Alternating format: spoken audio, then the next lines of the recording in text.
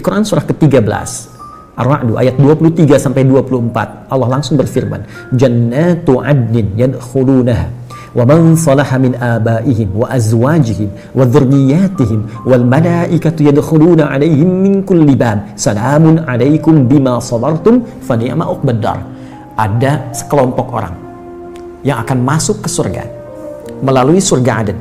Sebelum dia masuk, dia akan dihiasi dulu. Ya, di Quran surah 35 ayat 33 itu tafsirnya, yuhallawna fiha min asawir, akan dipakaikan gelang-gelang emas. Di At-Tirmidzi nomor hadis 2915 dipakaikan mahkota kehormatan, diberikan penghargaan luar biasa. Siapa mereka? Itulah ahli Al-Quran. Sampai Qurannya berkata, Allahumma halli, ya Allah, hiasi orang ini, bedakan dengan bukan ahli Quran. Ya, berikan ia mahkota, berikan ia jubah kehormatan. Lalu yang paling menarik, setelah itu diperintahkan kemudian dipanggil kedua orang tuanya dan diberikan mahkota yang sinarnya lebih dahsyat, lebih terang dibandingkan sinar mentari yang masuk ke dalam rumah seseorang. Lalu dipakaikan oleh anak itu di kepala kedua orang tuanya, digandeng tangan bapaknya, tangan ibunya, pasangan hidupnya, anak keluarganya. Ternyata amalan itu bisa memberi syafaat langsung, kata Allah, kepada keluarga besarnya. Dan ketika digandeng, diparadekan oleh Allah, disambutlah wal malaikat yadkhuluna alaihim min kulli bab. Semua malaikat penghuni surga berjejer di setiap pintu surga menyambut orang ini beserta rombongan keluarga besarnya untuk masuk ke surga tertinggi. Salamun alaikum bima sabartum fa ni'ma uqbaddar. Dan malaikat mengatakan, selamat, kamu sabar menjadi ahli Quran saat di dunia. Selamat, kamu berusaha menghafal. Mungkin kamu penat di malam harinya, mungkin kamu capek di siang harinya, mungkin ada orang mengatakan apa yang kamu lakukan dengan kesibukan kamu saat ini.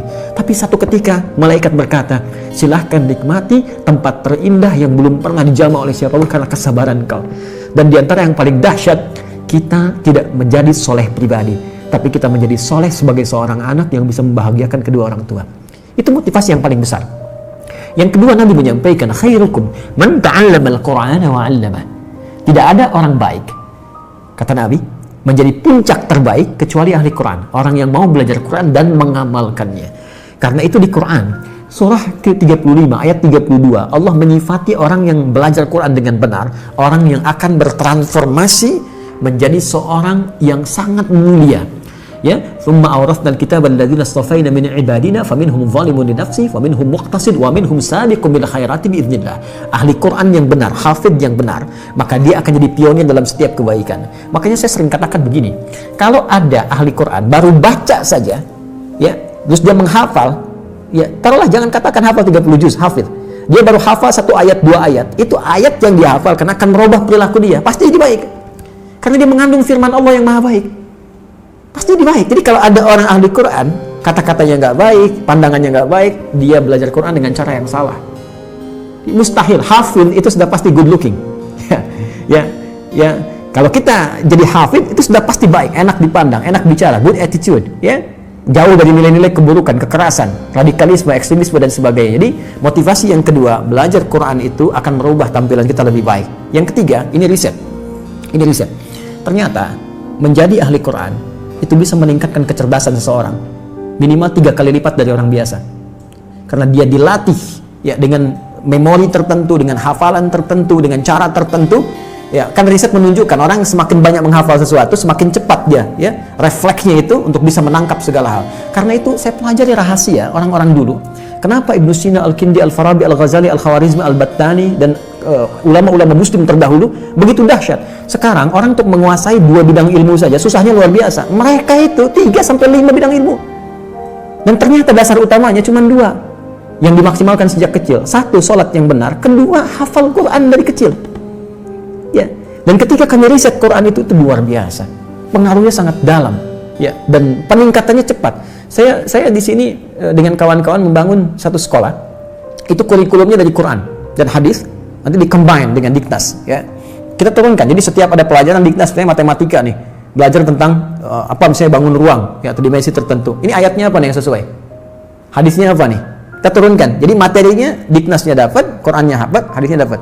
Tahukah Anda apa yang terjadi? Ya, Bapak Ibu sekalian, itu sekarang kami tanamkan karakteristik Quran itu refleks di lisan mereka. Ketika kosong, langsung keluar Qurannya. Dan setiap menyikapi sesuatu, ayatnya hadir. Naik kendaraan, langsung ayatnya keluar, doanya keluar. Di rumah, begitu menyikapi sesuatu, ayatnya datang, refleks. Dan ternyata percepatannya ke pelajaran kuat. Mereka cepat menangkap pelajaran. Bahkan yang paling menarik begini, mereka nggak pernah olahraga, misalnya futsal itu kayak main bola biasa. Satu kali kami ikutkan pertandingan futsal melawan anak-anak SD yang lain. Itu mereka belum pernah ikut pertandingan. Anda tahu apa yang terjadi? Juara 1. Jadi bakatnya muncul semua gitu. Jadi saya mau katakan, Anda menjadi ahli Quran, Anda akan menjadi manusia yang pintar.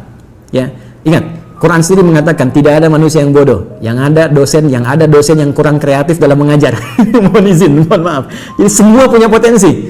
California University itu pernah mengadakan riset otak manusia, ya memorinya saja itu paling sedikit 100 juta gigabytes. Sedangkan di Quran surah kedua ayat 31 ya dijelaskan bahwa Allah mengajarkan kepada Adam semua jenis pengetahuan, semua jenis nama. Adam itu nabi, Adam rasul.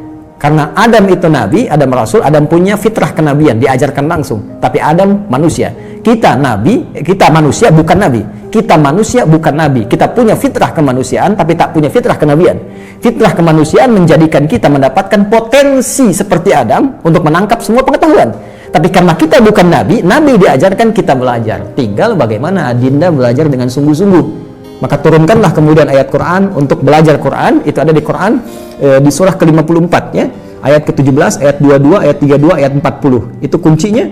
Kemudian tingkatkan takwa kepada Allah untuk mempercepat. Itu ada di Quran surah kedua di akhir ayat 282. Ya, kemudian setelah itu nikmati pelajaran Qurannya sampai Allah memberikan kemudahan. Itu ada di Al-Quran di surah Al-Qiyamah 75 ayat 16 sampai dengan 18. Kemudian jangan cepat menyimpulkan saya nggak bisa. Belajar dengan benar. Belajar tajwid. Pakai bahasa Arab lebih bagus. Karena di situ ada pahalanya langsung. Ya, dan kita bisa belajar lebih banyak lagi. Sabar, bersabar. Nabi aja 23 tahun. Masa Anda 23 hari pengen cepat selesai? Ya, bersabar karena ahli Quran dilihat dengan ikhtiarnya, bukan berapa banyak Quran yang Anda dapatkan. Kalau untuk menjadi jembatan supaya Anda bisa baca dengan Latin nggak ada masalah, tapi jangan jadikan kebiasaan. Itu pengantar supaya Anda bisa membaca dengan Arabnya. Di situ nanti Anda mendapatkan makna-makna yang lebih luas dibandingkan dengan Latin, karena ada perbedaan di situ, perbedaan tersendiri yang tidak ditemukan kecuali dengan menggunakan bahasa Arab. Ya, Allahu ta'ala a'lam bis-shawab.